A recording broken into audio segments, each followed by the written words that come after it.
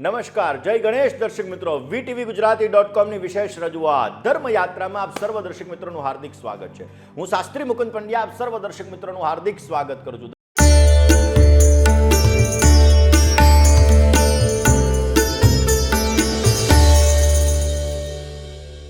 દર્શક મિત્રો, આજે આપણે જાણીશું કે તમારો શુક્ર ગ્રહ નબળો છે તો એના લક્ષણો કયા છે, શુક્ર માટે કયા ઉપાયો કરવા જોઈએ કે જેથી તમારા જીવનમાં ગ્લેમર મળે, જેથી તમારા જીવનમાં વૈભવ મળે, જેથી તમારા જીવનમાં સુખ મળે, જેથી તમારા જીવનમાં સમૃદ્ધિ મળે. આ દરેક પ્રકારના લાભ માટે તમારે કયા ઉપાયો કરવા જોઈએ, આ વિષય ઉપર આજે આપણે ચર્ચા કરવાની છે. પહેલા તમે અમારી ચેનલને સબસ્ક્રાઇબ નથી કરી, લાઇક નથી કરી તો અવશ્ય કરી લેજો.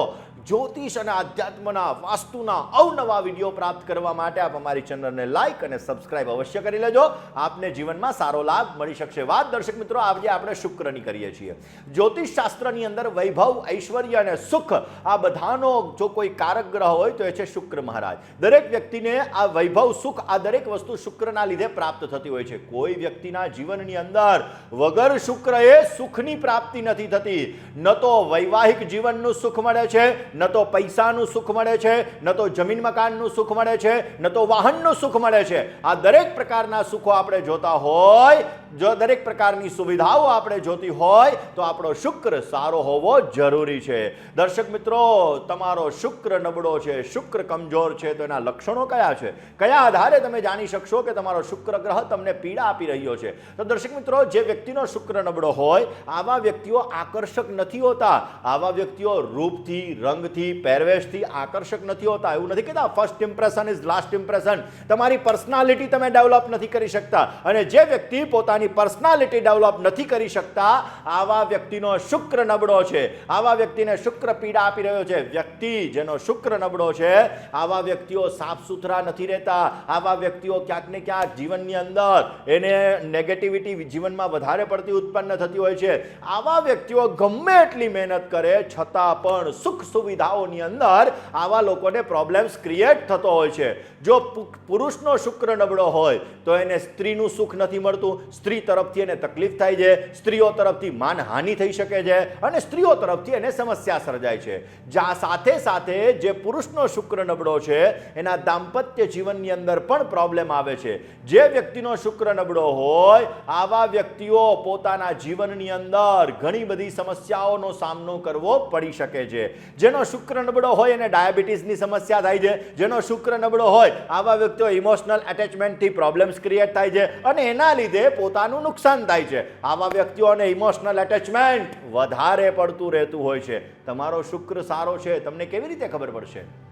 તમારો જો શુક્ર સારો હોય તો તમે આકર્ષક હશો. દેખાવની અંદર, પર્સનાલિટીની અંદર, કપડે, આ બધી રીતે તમે સારા હો તો સમજી લેવાનું તમારો શુક્ર સારો છે. પછી એ વ્યવહારમાં, વ્યવહારની અંદર, આ બધાની અંદર જ્યારે તમારા સ્વભાવથી પણ તમે સારા હોય અને સામેવાળા ઉપર તમારો પ્રભાવ પાડી શકતા હોય તો સમજવાનું કે તમારો શુક્ર સારો છે. આવા લોકોને યશ, નામ, પ્રતિષ્ઠા સારા એવા પ્રાપ્ત થાય છે. અને આવા લોકો મીડિયા ક્ષેત્ર સાથે, ફિલ્મ લાઇન સાથે, કલા ક્ષેત્ર સાથે અથવા તો ગ્લેમરની દુનિયા સાથે જોડાયેલા હોય છે. જેનો શુક્ર સારો હોય આવા લોકો પર્સનાલિટી ડેવલપમેન્ટની અંદર બહુ માનતા હોય છે.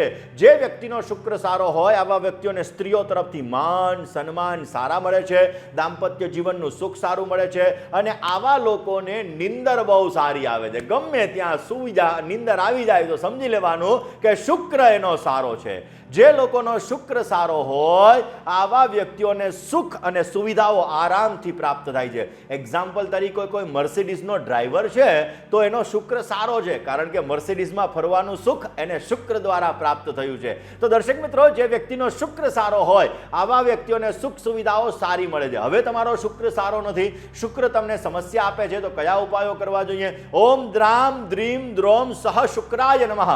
આ મંત્રનો જો જપ કરવામાં આવે તો શુક્રનું પોઝિટિવ રિઝલ્ટ તમને મળી શકે એમ છે. તમે મીઠી સુગંધવાળા અત્તરનો ઉપયોગ કરો, એનાથી પણ શુક્ર તમને પોઝિટિવ રિઝલ્ટ આપે છે. જેટલા તમે સાફ સુથરા રહેશો, જેટલા તમે અનુશાસનની અંદર રહેશો એટલો તમને શુક્ર પોઝિટિવ રિઝલ્ટ આપશે.